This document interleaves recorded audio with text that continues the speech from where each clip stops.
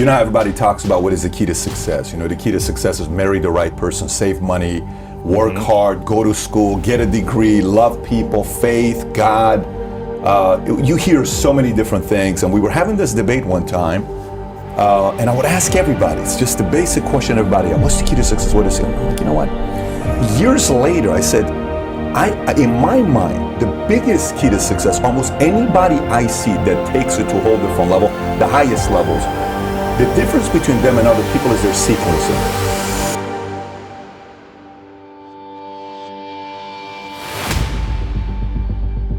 And what I mean by sequencing is the following. So you and I may have the same vision of what we want to do in life, okay?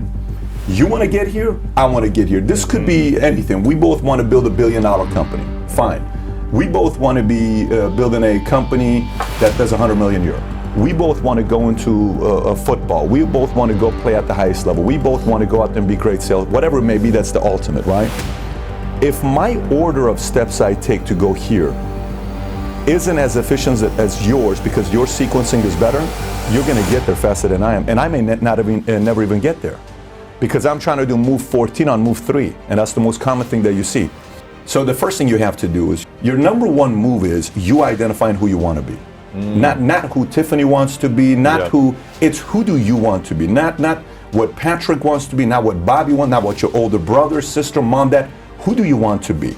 If you and I can figure out who we want to be, and it's as transparent and as clear as possible, I don't have to compare myself against your success.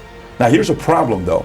Say for instance, I sit there and I say, honestly, I just want to be a person that's just a regular person, and I'm glad if I make 80 grand a year, 100 grand a year, I have a nice place, I'm married, I'm happy, my kids are with me, I have a good relationship, I'm totally happy. If you say that, if you say that's what you want to be and you're content with that life, but behind closed doors, your buddy Lewis Howes is making millions, he's doing great, he's all over the place, people are talking about it.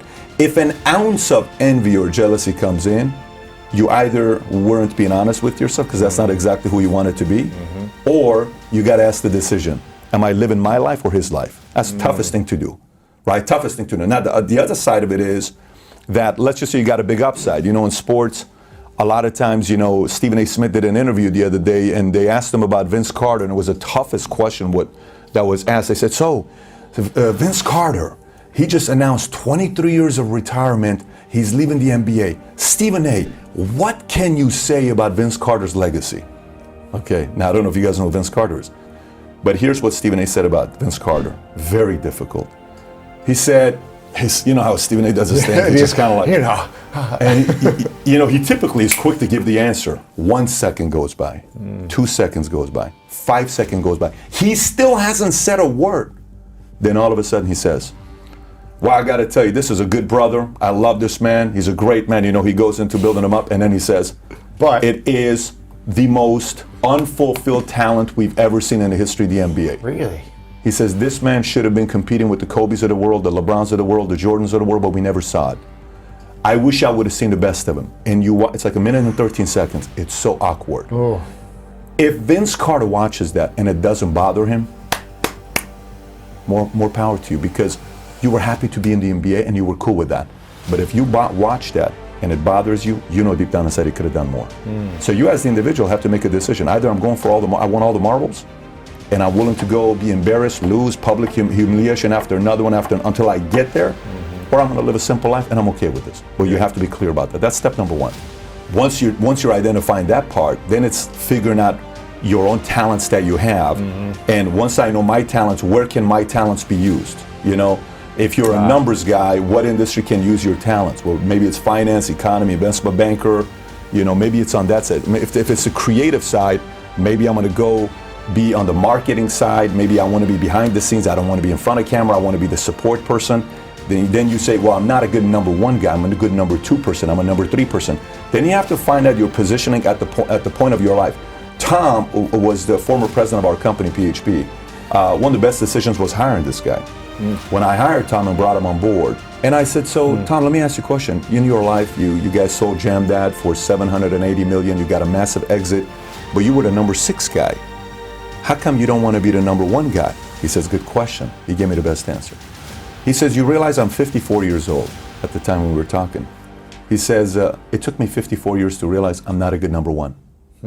Every one of his biggest checks he ever got, he was the number 5, the number 4, or every time he was number 1, the company didn't do well. Interesting. So sometimes we want to be number 1, but maybe you're not a number 1. Sometimes you want to be MJ, but maybe you're Scotty. Sometimes you want to be MJ and Scotty, but maybe you're John Paxson and Steve Kerr. Maybe you're somebody that later on is going to be the general manager of the Chicago Bulls. Your name is John Paxson. Maybe you're going to be a great coach. Years later, winning 3 out of 5 championships. Your name is Steve Kerr, but you got to play your game with your strength. So you may be a number 6 right now, but you may eventually be a good number 1. Maybe it's just in not a different time. role, in a different package, yes. Yes, but it's the sequencing, man. Everything is sequencing. Sequencing to me means, okay, if you wake up every day, you have a sequence of what you do. Okay, like what's the first thing you do when you wake up? Mostly meditate. Okay, what's the next thing you do? Make my bed.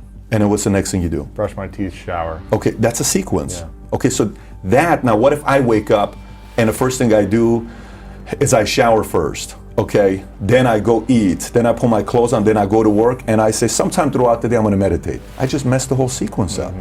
What is the foundation of what I'm starting the day with, right? Yeah. What is the sequence of what I'm gonna be doing next? If every decision you're about to make next, whether it's marriage, having kids, business partnership, a joint venture, if everything you did, you stepped away from the world, your girl, your mom, your dad, your peers, your family, you went to a restaurant, you sat there with a piece of paper saying, okay, I'm thinking about marriage. What do I need to do next? What's the next move I need to make? Then you go, I don't know if that's number 1, I think that's number 3. And you play that game. It's fascinating. Yeah. One day I woke up, I was in a relationship, and I'm 26 years old, 27 years old, 26, 25 years old, and I'm trying to get my business going. I wake up 6 o'clock in the morning, I get a text. Babe, I have to tell you this. As much as I love you, I don't see this relationship going anywhere. One of those texts. Because I think my mom is right. You love your business more than you love me, and I barely see you. I only see you once a week. You're working so hard. First text. Then, message. I pressed the message to listen to it. My mom. You know, there used to be a time they used to love me, and you would call me and tell me you love me. What happened to those? What happened to my little son that used to love his mother? Like, Call me every day, hug me. Like, that's the part. So now I got a breakup on the line. I got a guilt trip from my mom. That's still 6:02 right now. Then I get an email. You haven't even got out of bed yet. I haven't even gotten out of bed yet. Then I get an email that's been in the box for a while, and I look at it. It's from my number 1 client that I was about to expect like a $15,000 commission, and that's a lot of money at that time. And my number 1 client says he's leaving me for the following reasons. And then at the same time, the next email is my agent saying I resign. My number 1 agent resigns. This all happens before 6:05, 6:10. So I'm in bed, anxiety is high, panic is high. I have no idea what to do. In that moment, all I thought about is, what are my next 5 moves? What do I need to do next? From that moment on, everything I did with business, I would ask myself, I'm gonna do this next, my next 10, 15 moves. Or what would this guy do? This guy that built an empire, what would he do? What are we gonna do here? What can I do to be better than this guy? What can I do to be more efficient? And what can I do to speed up the process to get here? But everything came down to your next 5 moves. So you're asking the question, is the first move the most important? Absolutely it is. If you don't know your next move can hurt the chances of you even getting to the 5th move. Yeah. This is all sequencing when you go through it. Everything is sequencing. Yeah. And when you look at it that way, you tend to make better decisions.